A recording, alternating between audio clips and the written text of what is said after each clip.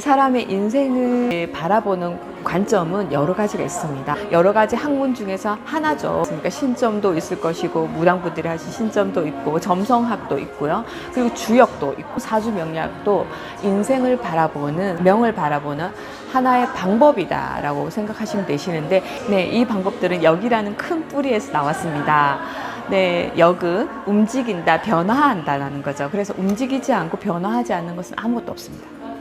그래서 그 변화를 알아보기 위해서 공부하는 학문 중에서 사주명리학이 그 부분을 차지하고 있다라고 보시면 되십니다. 네, 사주명리학은 사람의 인생을 이해하고 그리고 도움을 주기 위해서 만들어진 학문이다라고 보시면 되십니다. 그래서 태어난 연, 월, 일, 시 이 기준을 가지고 네 가지 기둥을 만들어요. 태어난 연, 월, 일, 시. 그래서 기둥을 만들었는데요. 이 네 기둥 속에는 글자가 8글자가 들어가 있어요. 하나, 둘, 셋, 넷, 다섯, 여섯, 일곱, 여덟 이렇게 해서 네 기둥에 8개 글자 이렇게 해서 사주팔자라고 부르는데요. 그래서 이 하필 왜 태어난 연월 일시로 사람의 운명을 판단하는지 궁금하시죠? 네, 그것은 사람도 자연의 일부분이거든요. 그래서 자연이 변화하는 과정에 해법이 다 들어있어요. 자연이 변화하는 걸 가만히 바라다 보면 어떤 주기가 보이고 흐름이 보이고 예측 가능한 선이 보인다는 거죠. 그래서 사람도 자연이기 때문에, 자연의 일부분이기 때문에 언제 태어났는지에 따라서 그 사람의 기본적인 바탕 베이스가 달라지고요. 앞으로 살아갈 결도 달라진다 이렇게 보시면 되시는데, 알기 쉽게 설명을 드리자면은 여러분들 봄에 태어나신 분이랑 여름에 태어나신 분이랑 겨울에 태어나신 분이랑 다 똑같지 않겠죠. 다 다르잖아요. 그죠? 그래서 연월일시에 언제 태어나서 어떤 계절에 태어났고 몇 시에 태어났느냐에 따라서 그 사람이 살아가시는데 평생 이제 영향을 준다라고 바라보는 관점입니다. 이 학문은 어떻게 시작됐을까요? 라고 질문을 던지신다면, 네, 그 끝을 찾아가 보면 하늘을 올려다보는 옛사람들이 있었습니다. 먼 옛날 사람들은 하늘을 올려다보고 하늘의 기운을 읽어야만 본인들이 살아남을 수 있었습니다. 인간은 치열하게 자연과 싸워야 했고 자연을 극복해야만 살아남을 수 있었습니다. 그래서 언제 비가 올지, 언제 추위가 닥칠지 그것을 미리 알아야만 그 한 해를 잘 넘길 수가 있었던 거죠. 농사를 지을 때 언제 파종을 해야 될지, 언제 수확을 해야 될지 알아야만 본인들이 그 애써 지은 농사를 유지하고 지켜낼 수 있는 거죠. 사람들은 그런 흐름을 알기 위해서 하늘을 바라봤는데, 하늘의 별과 달과 태양 이런 별들을 살피면서 관찰한 결과, 저 해와 달과 별이 변화하는 모습 속에서 어느 정도 일정한 규칙이 있구나. 그리고 그 규칙의 시간 속에서 사람에게 어떤 영향이 있구나라는 걸 발견하게 된 거죠. 밤과 낮이 바뀌고요. 봄, 여름, 가을, 겨울이 변화하고 만물은 태어났다가 또 사라지고, 사람도 마찬가지죠. 자연의 일부니까 태어났다가 거두어지는 과정을 거치지 않습니까? 그죠? 그래서 큰 기운이 오고 가는 것을, 크게 둘로 나눈 것을 음양이라고 하고요.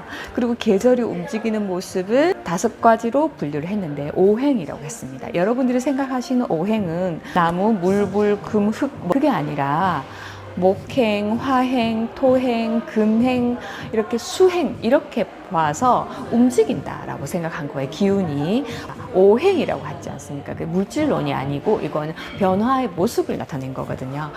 계절을 봤다고 했는데 왜 사계절이 아니고 5계절이냐라고 물으신다면, 네, 여름과 가을 사이에는 오르지도 않고 내리지도 않는 그런 딱 멈춰 있는 기운이 존재합니다. 그 시기가 존재하는데요. 그것을 토에 배정을 했고 기간을 장하라고 해서 봄, 여름, 장하, 가을, 겨울 이렇게 본 겁니다. 그래서 오행입니다. 오행, 음양, 오행 이렇게 된 거죠. 그래서 여러분들이 오행을 물질로 이해하시면 이 공부를 하시는데 아주 많은 방황을 하게 되실 겁니다. 정말 중요한 대목이거든요. 그래서 저는 사실 음양 오행을 시작해서 공부가 모든 과정들이 시작이 되는데요. 오행을 먼저 공부하시지 마시고 음양 하시고 다음 단계로 넘어가셔서 그 다음 이후에 그 오행을 들어가시는 게 좋지 않을까라는 생각이 들긴 하더라고요. 제가 그런 과정에 약간 선입견 같은 게 잡혀서 다른 공부를 하는데 걸림이 있더라고요. 그래서 이 말씀을 미리 드립니다. 하늘의 기운을 10단계로 나누어서 천간이라고 했어요. 그래서 10천간이라고 부르고요. 땅에서 일어나는 변화를 12단계로 나누어서 12지지라고 합니다. 그래서 천간과 지지 이렇게 이해하시면 되는데 10천간, 12지지를 이렇게 아래 위로 한 짝을 이루어서 간지라고 하는데요. 그래서 이 짝을 60가지를 만들었어요. 그래서 우리는 60갑자로 여러분들이 사주 명리학에서 많이 이제 보시게 되실 거예요. 천간 글자와 지지 글자가 만나서 하나의 간지를 이루고 그것이 하나의 기둥이 되거든요. 연의 기둥, 월의 기둥, 그리고 일의 기둥, 시의 기둥 이렇게 해서 한 기둥에는 글자가 2개 있잖아요. 그죠? 그래서 그 글자가 기둥은 4개고 글자는 8개다라고 해서 사주, 팔자 이렇게 보시면 됩니다. 그래서 사주팔자를 읽는 학문이다 라고 이해하시면 됩니다. 사주를 이해하실 때는 태양의 움직임을 아주 중요하게 보는데요. 눈을 떴을 때 아침에 태양은 항상 어디에서 올라오던가요? 항상 그 자리에서 올라온다라고 생각하시는 분들도 계세요. 근데 태양이 여름에 올라오는 위치와 겨울에 올라오는 위치도 다르고요. 그리고 여름에 올라오는 시간도 다르고 겨울에 올라오는 시간도 다릅니다. 마찬가지로 낮에도 여름에 하늘에 떠 있는 위치와 겨울에 하늘에 떠 있는 위치가 다릅니다. 여름에는 좀 더 높이 올라와 있고요. 그리고 겨울에는 조금 더 낮게 떠 있다 이렇게 보시면 됩니다. 그래서 사계절이 만들어졌는데요. 그래서 태양이 움직이는 길이 있어요. 지구에서 볼 때 태양이 움직인다라고 보는 거죠. 그죠? 사실은 지구가 돌고 있잖아요, 태양을. 근데 지구에서 바라봤을 때 태양이 움직이는 이 길이 있는데 그 길을 황도라고 합니다. 황도. 먹는 황도 아니고요.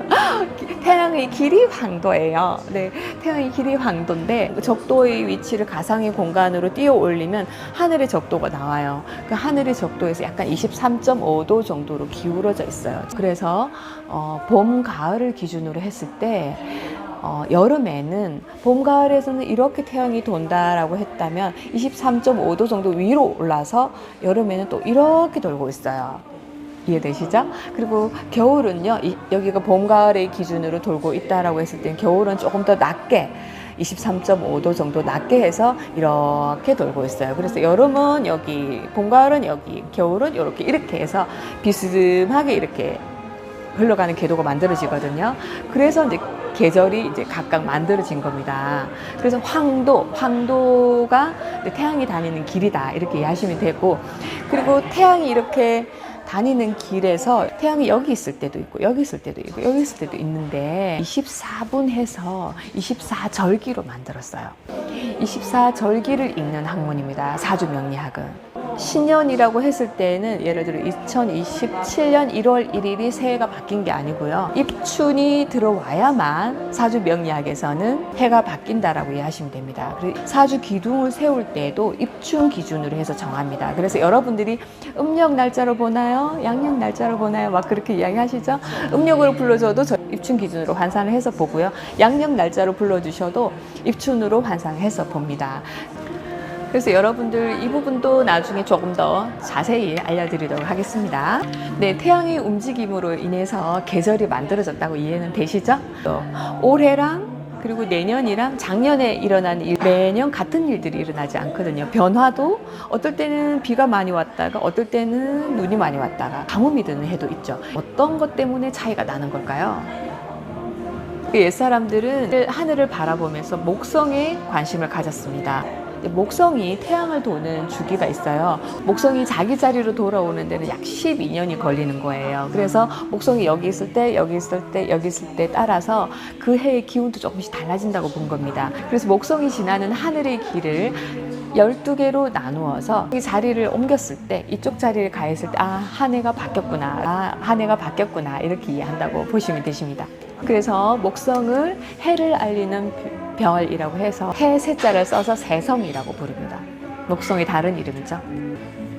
그런데 목성이 사실은 제자리로 돌아오는 시간은 정확하게 12년에 떨어지는 게 아니고요. 11.86으로 보시면 되십니다. 차이가 좀 있죠. 가면 갈수록 그 차이가 벌어지게 되잖아요. 그래서 그런 걸 바로잡기 위해서 반대로 도는 태세라는 가상의 별을 만들어서 해를 셈을 했다고 합니다.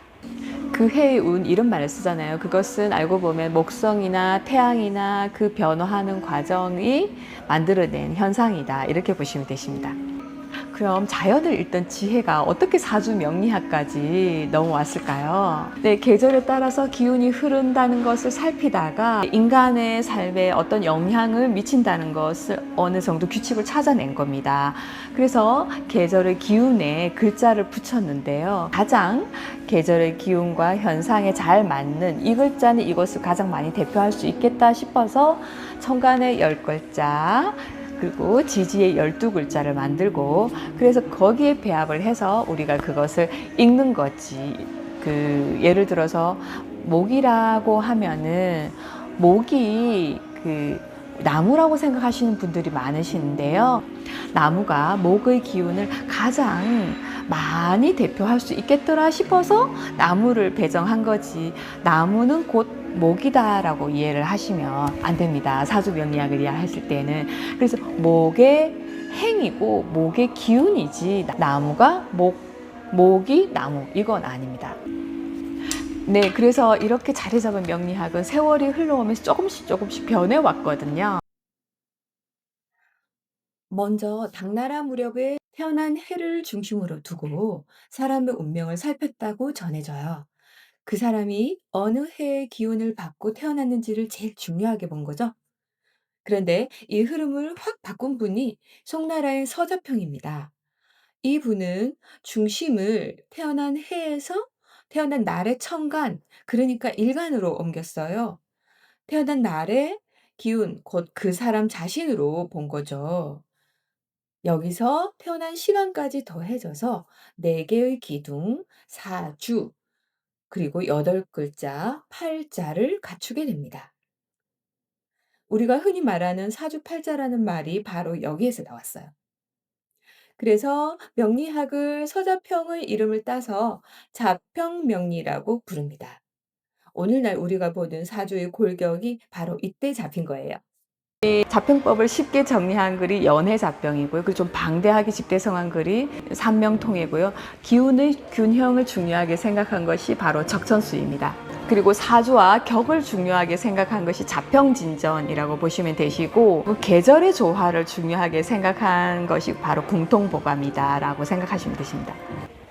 이렇게 서로 다른 관점이 어우러지면서 사주 명리학이 아주 풍부해졌는데요. 우리나라에서도 아주 일찍부터 사주 명리학이 들어와서 자리를 잡고 있습니다. 시대에 따라서 이 사주 명리학도 쓰임이 달랐어요. 예전에는 이제 양반들만 이 사주를 봤거든요. 그래서 양반들이 볼 때는 이제 언제 이 출세를 하느냐, 이 집안이 어떻게 하면 부흥이 되느냐, 벼슬길에는 언제 오르느냐, 뭐 이런 기준으로 많이 봤다고 하면은, 지금 현대에는 모든 사람들이 사실 사주를 보시잖아요. 이제 현대에는 여러 가지 본인의 직업이라든지 적성이라든지, 그리고 본인의 연애운, 결혼운, 본인의 감정까지도 살펴볼 수 있는 영역으로 들어와 있습니다.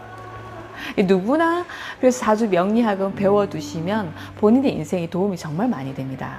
네, 명리학은 이처럼 자연의 변화를 통해서 인간의 희노애락을 살피고, 그리고 미래를 준비하는 수단이 될 수 있습니다. 인생의 내비게이션이죠. 자연의 흐름을 이해하고 본인의 인생의 흐름을 이해하시면 되십니다. 가장 큰 스승은 자연이죠.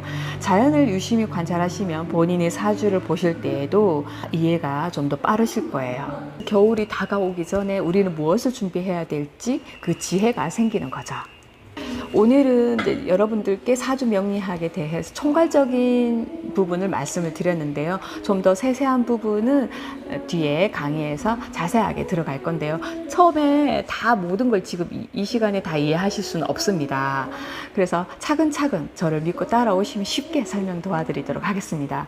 저도 처음에도 무슨 말인지 몰랐어요. 근데 자꾸 읽다 보고 공부를 하다 보니까 이제 쉽게 이해가 됐거든요. 여러분들도 하루 지금 이 시간 만에 무조건 다 이해하실 수가 없기 때문에 저만 믿고 따라오시면 되십니다.